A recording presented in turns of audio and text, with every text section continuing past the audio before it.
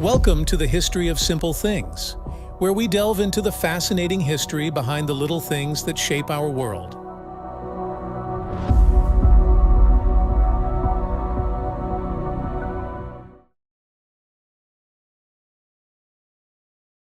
Basketball. It's more than just a sport.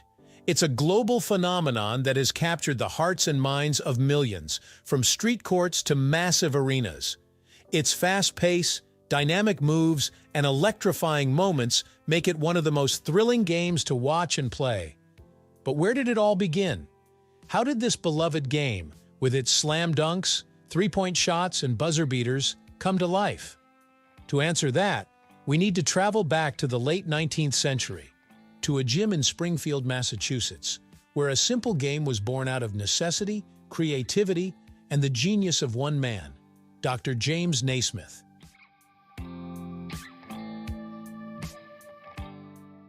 James Naismith, born on November 6, 1861 in Ontario, Canada, had no idea that he would one day create one of the most popular sports in the world.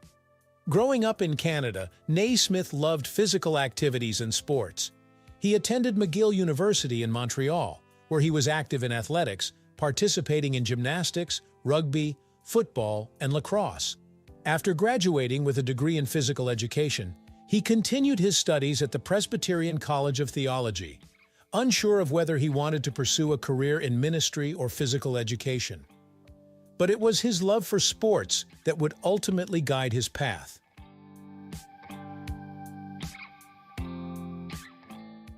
In 1891, Naismith was working as a physical education instructor at the International YMCA Training School in Springfield, Massachusetts.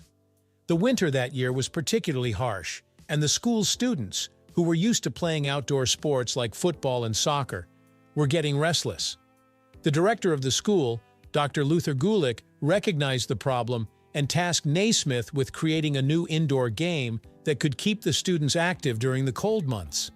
The game needed to be safe, simple, and not too physically demanding, as the indoor space limited the students' movement. Naismith had only 14 days to come up with something.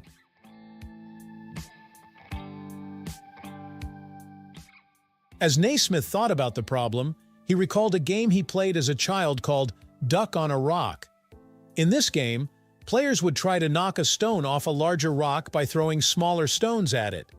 Naismith was struck by the idea of combining elements of throwing with an objective that required both skill and precision. He wanted to create a game that relied on finesse rather than brute force, to avoid the roughness of football or rugby, which could lead to injuries in a confined indoor space. Naismith sat down to draft the first set of rules for his new game, eventually coming up with 13 basic rules. These rules laid the foundation for modern basketball. The goal of the game was simple: throw a soccer ball into a peach basket that was nailed to the elevated running track on the gym's balcony. The height of the peach basket was about 10 feet, which has since become the standard height for modern basketball hoops. There were no dribbling or three-point shots in the original version. Players had to pass the ball to move it down the court, and once someone made a shot, the game would stop as someone climbed a ladder to retrieve the ball from the basket. On December 21, 1891, Naismith introduced the game to his students. He divided them into two teams of 9 and explained the basic rules. The first game of basketball was chaotic. The students, used to playing rougher sports, tackled and shoved each other as they scrambled for the ball. Despite the disorder, Naismith's game worked. The students enjoyed the challenge of trying to throw the ball into the basket while avoiding their opponents. The game ended with a score of 1-0, but the excitement it generated was palpable. Basketball in its most primitive form had been born.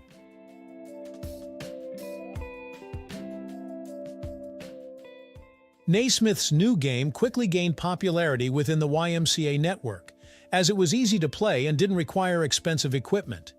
By 1892, the first public game of basketball was played at the YMCA in Springfield, and the sport's reach began to spread beyond the local area.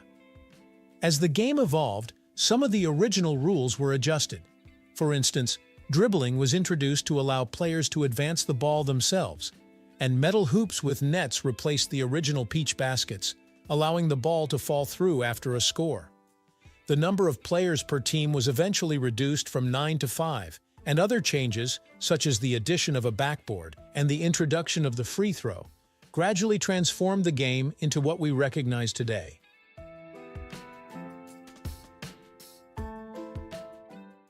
James Naismith had no intention of creating a sport that would one day become a global sensation.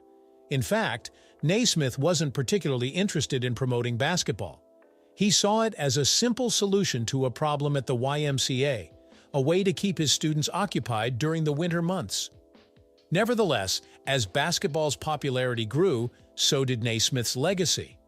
The sport spread rapidly throughout the United States and Canada, largely due to the YMCA's global presence.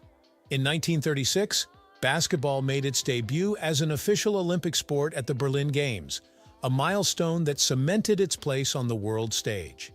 Naismith himself was invited to witness the event, a testament to the widespread impact of his invention.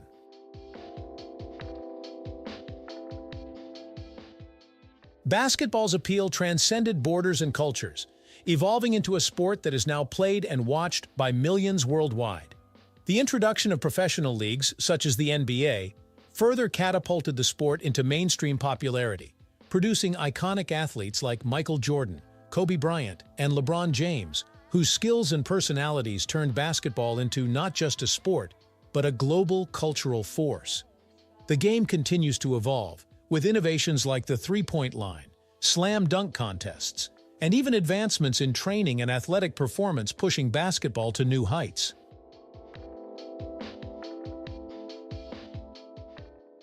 Though basketball has changed dramatically since its early days in that Springfield gym, Naismith's original vision of a game that emphasizes skill, teamwork, and strategy remains at the core of the sport.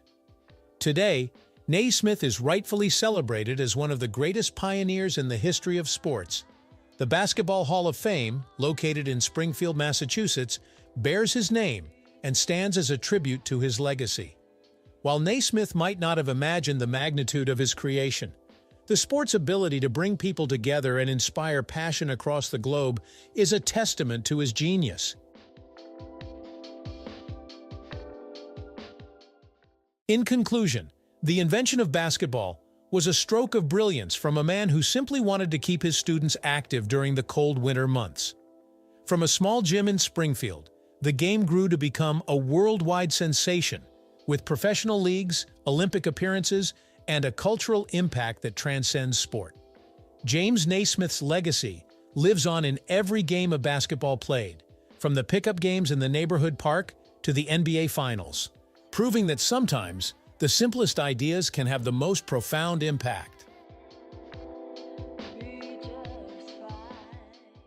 Thank you for watching. Don't forget to like, subscribe, and comment below on your favorite basketball moment.